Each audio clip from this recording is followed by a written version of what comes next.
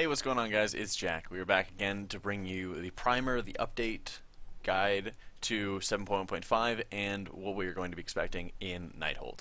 Um, First and foremost, I'm actually a lot. I'm looking forward to Nighthold and the patch a lot more than I thought I would be. I know in the preview that I put out about a month or two ago, I was kind of poo-pooing it and I wasn't that looking forward to it, but the more I've seen of it, the more I'm kind of liking it. So today we're going to go over all the patch notes and stuff like that that we are expecting to see, and how this is going to change our gameplay and stuff like that. And then we're going to go over any of the new legendaries, and then trinkets, relics, and set bonuses to go for when we hit Nighthold. So for class changes, Benediction, of course, has that 10% nerf, so Prayer of Mending has a 40% chance to leave renewing the target rather than 50% chance. You know, as expected, Benediction's still extremely powerful, but it'll be made up for when we talk about Piety in just a sec. Desperate Prayer is finally baseline. They finally gave us a personal cooldown if we've been asking for one since like Alpha or Beta or something like that. So finally we get it, and it's replacing the talent tree by Perseverance. So when you cast Renewing Yourself, it reduces all damage you take by 10%. I believe it's the duration of the renew that is the damage reduction. Either way, it doesn't really matter because we're probably not going to be taking this anyway because, you know, Feathers is just still that good. So, Piety, of course, is the big change, the big kahuna. This is the awesome change. It is a 2-second reduction to Prayer of Mending, and in addition, it still has its regular effect of triggering Serendipity. So, this is going to be fantastic. Piety and Benediction all the way. That's going to be bread and butter. We're going to have lots of little echoes out, Echo of Lights out constantly, and it'll have very good synergy with a number of other things we'll talk about later on. Shining Force is a cooldown reduction, not that big of a deal for us if we're PvE. Symbol of Hope has a 2-second buff. This looks really nice, but honestly, Light of the Naru is still going to be better, just because of the fact that Light of the Naru is now going to be double dipping with Prayer of Mending and the Flash Shields that we're still going to be casting, so even more of our spell casts are going to be reducing the cooldown of Holy Words. So, unfortunately, not really going to be able to take Symbol of Hope, although if there's a long fight, if there is anything that'll reset our cooldowns or something like that, like we've seen with like Xavius, for instance, there could see some play with it, possibly, but in general, we're still going to be taking Light of the Naru. You'll see Holy Word Serenity now as a charge-based system rather than a cooldown. There's no change in PvE. All it is it's just a tooltip change just because of PvP getting 2 charges from one of their Holy Honor talents. So, no change for PvE, just a little tooltip change. Prayer of Healing now has a 25% buff, so it heals 250% of spell power up from 200%, which looks like a nice buff, but the big difference that you're going to see is who it's targeting to heal and by how much. So, instead of the injured allies, now it's going for the nearest injured allies. So, originally, it is a smart heal, and the smart heal basically prioritized the 9% health person over the 99% health person. With this, it makes no differentiation between them. It's going to heal the nearest person. So if the 99% person is closest to your original target, they will receive a lot of overhealing, while the 9% person will not receive the healing. What this means is that if there's wide-scale AoE raid damage, that it's a fantastic heal. If there is split damage, spread damage, stuff like that, it's not good at all. The range difference actually makes little to no difference at all because it's healing your nearest allies, so it doesn't really make much of a difference. And people talked about using this in 5-mans, but I don't really see why you would want to use Prayer of Healing in a 5-man anyway. So Prayer of Healing will have some use sometimes when there's wide-scale raid damage, but otherwise it'll just be something that you mix in from time to time. And I know people are maybe wondering, why would you be using Prayer of Healing? Because I've been one of the many people who have kind of said you don't want to use Prayer of Healing very often, if at all. What's changing, and is not on the patch notes, is the fact that Trail of Light is no longer going to be proccing Blessing of Ture.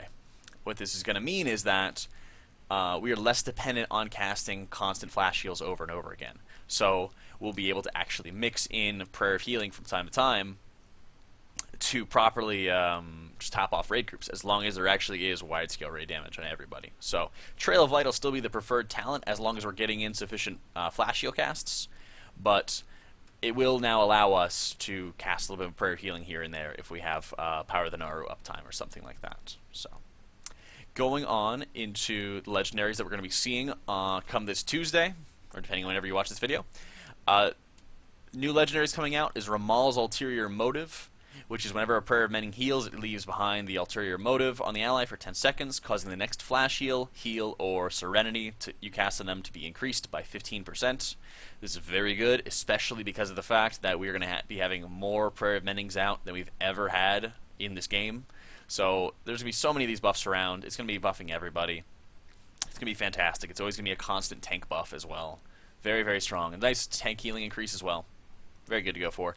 Velen's Future Sight, of course, is a on-use effect with a increase to healing, all healing done by 15%, and causes 50% of your overhealing to be redistributed to up to 3 nearby allies for 10 seconds. It's a minute 15 cooldown. The interesting thing is the nearby allies and nearby whom. If it's nearby you, what if you're standing like on top of the tanks and all your overhealing is going to be redistributed to the tanks? Like that kind of instance is something that's amazing, and I'd love to have that. But it will be interesting to see what we can actually do with it, and I'm looking forward to getting to use this. Now, Pradaz has been slightly buffed in its healing effect. It's going from 15% of your max HP to 25%, and the type of update, or what is going to cause it to update its healing effect, has been buffed as well. So every 30 seconds, regardless of what's going on, the shield will refresh. Whereas previously, it would wait for you to not take damage after a certain period of time, and then it wouldn't be that good. And if there was constant damage, it wouldn't proc. So it is going to be much, much better, and it's going to be fantastic. And of course, the legendary cloak, Zanshi, is going to be staying the same. So the big thing to take away from this is these are the top 5 legendaries. I'll have the full list of all the legendary rankings in the description below on my Wowhead guides. But for now, I wanted to talk about the top 5 legendaries and how you might be taking any of these. If you have any of these, you're in great shape. But for progression purposes, what I would suggest is, even though Pradaz and Zanshi may not result in the highest HPS, if you only have one of those, you definitely want to take one of those with one of the throughput trinkets, and that'll be very, very powerful to take.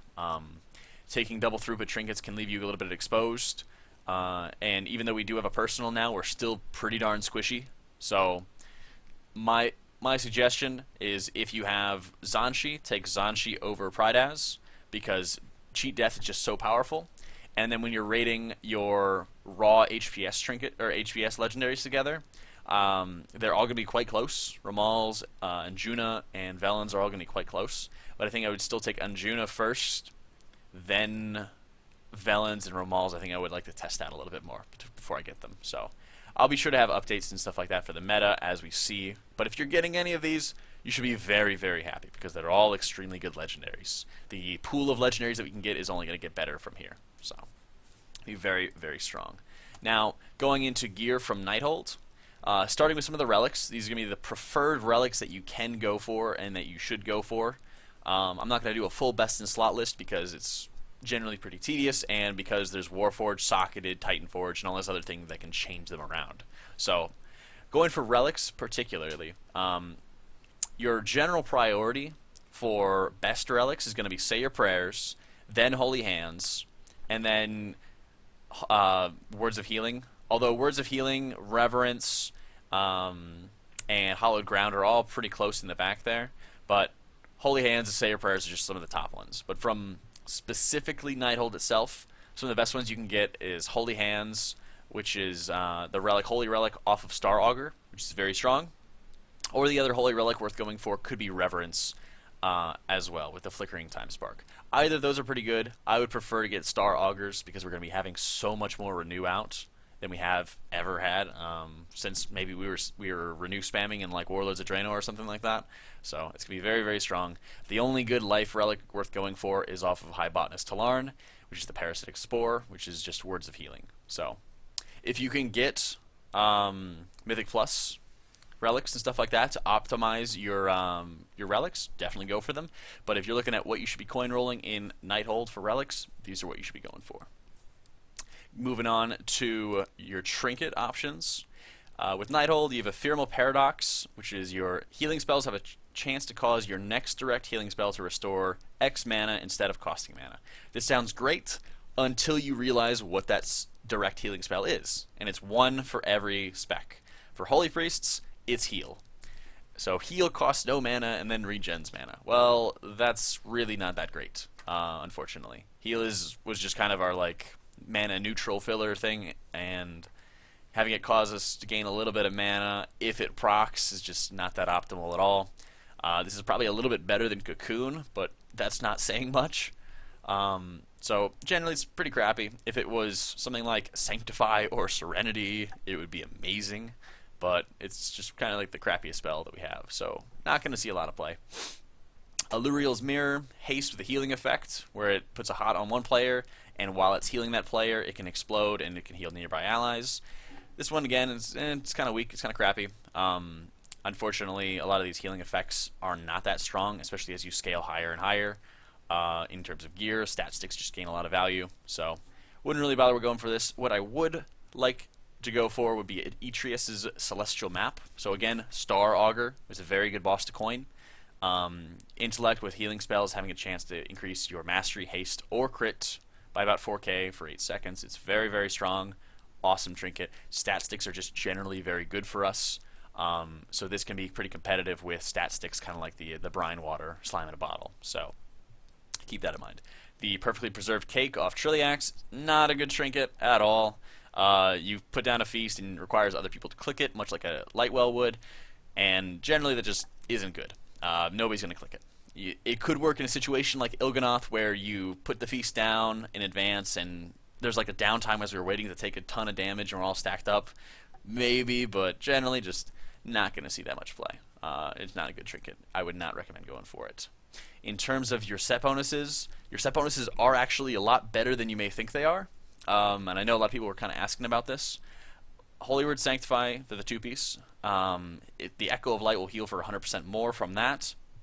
Now we're going to be using Sanctify so much more often because we have the Piety change. So we're going to be having Prayer of Mending off cooldown faster, and it's going to be reducing the cooldown of Sanctify in a big way. So we're going to be using so much more Sanctify. It's going to be very, very powerful. Be very, very good to take. So I would recommend it.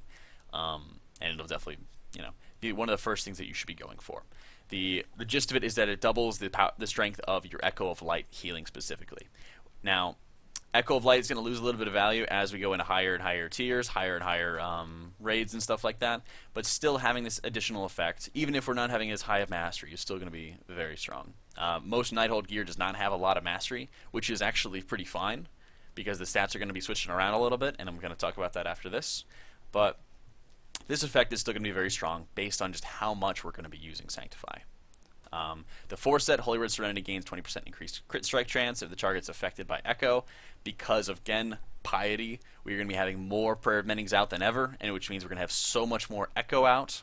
So this is going to be a very strong effect, and we have so many other crit modifiers for Serenity, like Serenity Now, which is a 15% chance just from artifact traits, and in addition to our just baseline crit. So we're going to be having so many additional effects that'll combine with this that'll almost guarantee your Serenity will crit every single time. So it'd be very, very strong. It'd be worth taking. Now going into some of the stats, like I said, a lot of Nighthold has crit and haste gear. It does not have a lot of mastery gear, which generally is going to be fine. What we have right now in TOV is a lot of people are going back to crit because there is so much mastery gear, and you're getting into situations where you are overhealing pretty heavily with your mastery. So what you will probably see is you'll probably see people getting a solid lump of mastery, and then you're going to be having a lot of crit and haste after that. Haste is going to be basically scaling with all of our other healing abilities, and because it's going to be reducing the cooldown of Prayer of Mending, which is already being reduced, it's going to be increasing the healing effectiveness of Renew, and we're going to be getting a lot faster casts off, we're going to get Sanctifies faster, all this other good stuff. So you are going to see a lot more haste, and haste will be pretty good.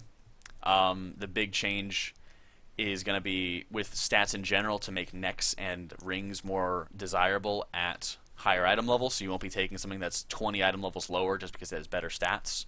So a lot of Holy's stats are going to be moving a lot closer together.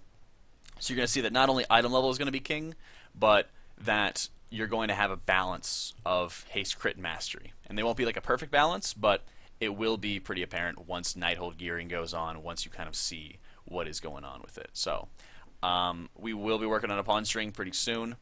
It will not be, again, most pawn strings are not perfect, but we'll be keeping the meta updates and stuff like that. We'll be talking about any kind of changes that we're going to see over the course of this. But for my opinion, what you should be doing once the patch drops is, if you have very heavy amounts of mastery, you can drop some of them in favor of more crit.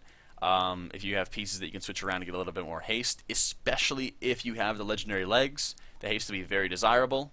But otherwise, all the stats will be pretty close together. Go for item level, it'll likely be king.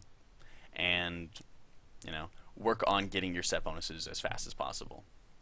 If you enjoyed this video, be sure to like, share, subscribe, all the good stuff. Be sure to check out the live stream in the description, where I'll be streaming all our raids and all our progression throughout Nighthold and beyond. Thank you all so much for watching. I hope you all enjoyed it, and I'll see you all next time.